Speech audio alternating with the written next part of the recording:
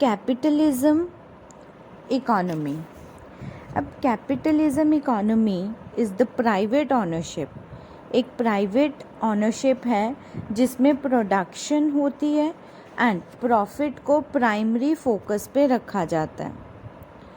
अब इसमें इंडिविजुअल और जो बिज़नेस ऑपरेटर हैं उनमें गवर्नमेंट का कोई इंटरैक्शन नहीं है, कोई गवर्नमेंट इंटरफेरेंस नहीं करती। ये अपने रिसोर्सेज खुद ही कलेक्ट करते हैं एंड सप्लाई और डिमांड जो होती है इनकी मार्केट में फ्री होती है। ये अपने अकॉर्डिंगली ही सप्लाई करेंगे, अपने अकॉर्डिंगली ही ये उस चीज़ को प्रोड्यूस करेंगे। नेक्स्ट आ गया इसके फीचर्स क्या हैं। तो इसके की फीचर्स हैं सबसे पहले की प्राइवेट प्रॉपर्टी है ये। अब प्राइवेट प्रॉपर्टी है क्यों? क्योंकि कैपिटलिज्म में बात की हमने कि प्राइवेटिज्म है, ज़्यादा ऑनरशिप है, प्राइवेट ही रहेगा सब कुछ, ठीक है। तो जो फैक्ट्रीज़ हैं, लैंड है, प्रोडक्टिव असेट्स हैं, ये सब प्राइवेट ही होते हैं।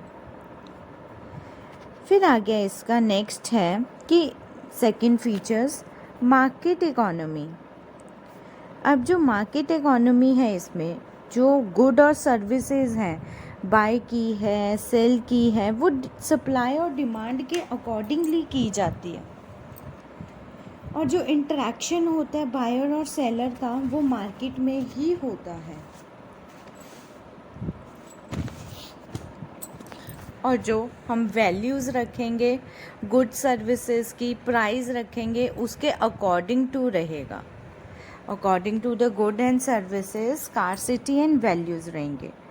फिर है थर्ड है इसका की फीचर कि प्रॉफिट मोटिव रखता है। इनका मेन मोटिव है कि हम जितना हो सके उतना प्रॉफिट अर्न करें।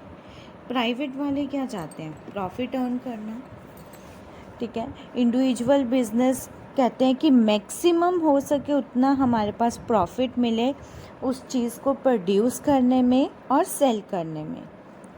फोर्थ आ जाता है कॉम्पिटिटिव।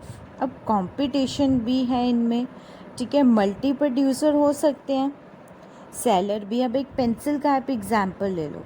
अब एक पेंसिल प्रोड्यूसर कितने सारे हैं, अब ये कंपटीशन हो गया कि किसकी पेंसिल कितनी ज़्यादा वो रहेगी, सोल्ड होगी।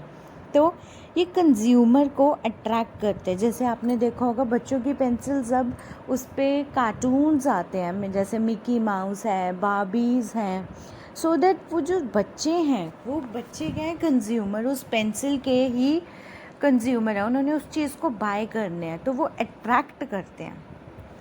फिफ्थ आ गया हमारे पास मिनिमाइल गवर्नमेंट इंटरवेंशन।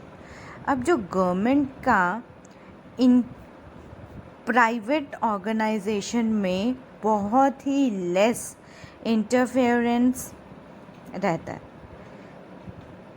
गवर्नमेंट सिर्फ ये बता सकते हैं कि ये तुम्हारे राइट हैं, ये तुमने ऐसे कंज्यूमर को प्रोटेक्ट करना है, कंपटीशन ऐसे तुम्हारा रहेगा, ठीक है। गुड्स एंड सर्विसेज को पब्लिक को प्रोवाइड करने के लिए भी वो ध्यान में रखती है। इन शॉर्ट गवर्नमेंट आई तो रखती है उन पे, but as compare to the system वो वहाँ पर इंटरफेरेंस नहीं कर सकती। फिर आ गया कंज्यूमर्स। अब कंज्यूमर्स क्या है? अब इसमें मेन पार्ट है, सिग्निफिकेंट पार्ट है ये तो, ठीक है। प्रोड्यूसर ने तो सिर्फ कंज्यूमर की डिमांड के अकॉर्डिंगली ही किसी चीज़ को वो किया है, बनाया है। अब उसको आगे लेकर जाना कंज्यूमर का ही काम है, ठीक है। तो हमें इसमें पता चला कि जो कंज्यूमर है वो कैसे एक प्रोडक्ट को हाई प्रोड्यूस और सेल करने में हेल्प करता है। नेक्स्ट आगे इसके मेरिट्स। अब कैपिटलिज्म इकोनॉमी के मेरिट क्या हैं? वाइडली हम देख सके सक्सेस ले रही है तो है पहले इकोनॉमिक एफिशिएंसी। अब कैसे? जो कैपिटलिज्म है इनकरेज करता है कंपटीशन को, प्रॉफिट को अर्न करने में हेल्प करता है, इवन बिजनेस को इनोवेट और इफ़ेक्टिव वेट पे पीक पर लेकर जाता है। प्रोडक्शन होती है गुड सर्विसेज की लो कॉस्ट पे, पर कंज्यूमर को वाइड रेंज पे दिया जाता है, ठीक है। फिर है innovation and technological advancement. Profit है, अब प्रॉफिट मोटिव है इनका कि हमें तो जितना हो सके उतना ही प्रॉफिट चाहिए, ठीक है। इन्वेस्टमेंट हो हमारी, वो उसके अकॉर्डिंगली होती है कि कितना हमने प्रॉफिट आगे जाके अर्न करना है। डेवलपमेंट, टेक्नोलॉजिकल एडवांसमेंट को कंटिन्यूली यूज़ करते हैं। इन शॉर्ट इकोनॉमिक ग्रोथ और एक पर्सन की ओवरऑल डेवलपमेंट को भी देखते हैं, ये ओवरऑल लिविंग स्टैंडर्ड को। फिर थर्ड आ गया हमारे पास इंडिविजुअल फ्रीडम एंड चॉइस। हर किसी की अपनी अपनी चॉइस है कि वो क्या चीज़ बाय करना चाहता है, क्या चीज़ वो नहीं बाय करना चाहता, तो वो उसकी चॉइस है और उसी की ही फ्रीडम है, ठीक है।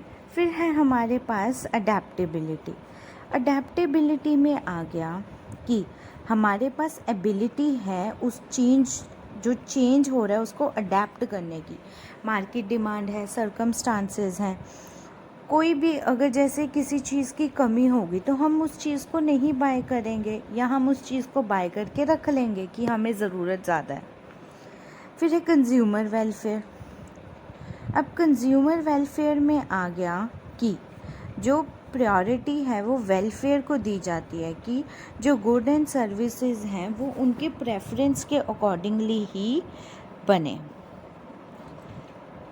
फिर है last economic growth. Economic growth होनी ज़रूरी है इसमें, अगर ग्रोथ ही नहीं होगी तो वो कैसे उस चीज़ को वो कर पाएंगे।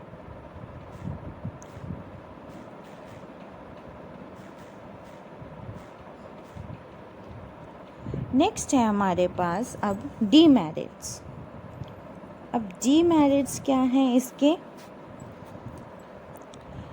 अब जैसे इनकम इनइक्वालिटी रहती है, पैसे लोगों को इक्वली नहीं मिलते, जितनी उनकी सैलरी होती है, जितना वो काम करते हैं, जितना प्रॉफिट अर्न किया जाता है उतनी उनको सैलरी नहीं मिलती, तो इसकी वजह से बहुत डिस्पैरिटी हो जाती है लिविंग स्टैंडर्ड्स में। नेक्स्ट है एक्सप्लॉयटेशन ऑफ लेबर, ठीक है। अब जैसे लेबर है उसमें एक्सप्लॉयटेशन बहुत ज़्यादा रहती है, अब कई लोगों को तो ओवर टाइम करके भी ज़्यादा मनी मिल रही है, कईयों को नहीं मिल रही। मार्केट फेलियर होना भी बहुत ज़्यादा इसमें एक पार्ट है। अगर एक ही कंपनी है या बहुत ज़्यादा कंपनीज़ है तो कंपटीशन रहेगा, प्राइस हाई होता रहेगा, तो कंज्यूमर की जो चॉइसेस हैं वो कई बारी लेस हो जाती हैं। फिर है शॉर्ट टर्म फोकस, ये सिर्फ फोकस करते हैं कि शॉर्ट टर्म की अभी के लिए हमें ये चाहिए, ये अभी लोगों को ये चीज़ की नीड है तो बस इसी चीज़ को प्रोड्यूस करो, लॉन्ग टर्म का ये नहीं सोचते। नेक्स्ट है इसका इन्वायरमेंटल कंसर्न्स। अब जो प्रॉफिट अर्न हुआ है वो रिज़ल्ट किस में करता है, exploitation of natural resources, environment degradation होता है। बिजनेस ज़रूरी नहीं है कि पॉजिटिव में ही जाए, वो नेगेटिवली इम्पैक्ट भी करता है, और वो जो इम्पोज होता है वो होता है मैक्सिमम इन्वायरमेंट पे। Last is the financial crisis. अब फाइनेंशियल क्राइसिस कैसे आ गया कि बहुत सारे स्पेक्युलेटिव बबल्स हो जाते हैं, एक्सेसिव रिस्क हो जाता है फाइनेंशियल मार्केट में, जिसके वजह से सिस्टम शॉक में हो जाता है कि कई बारी हम किसी चीज़ का प्राइस ज़्यादा हाई कर देते हैं जिसकी वजह से मार्केट का जो बजट है वो अप डाउन हो जाता है। So these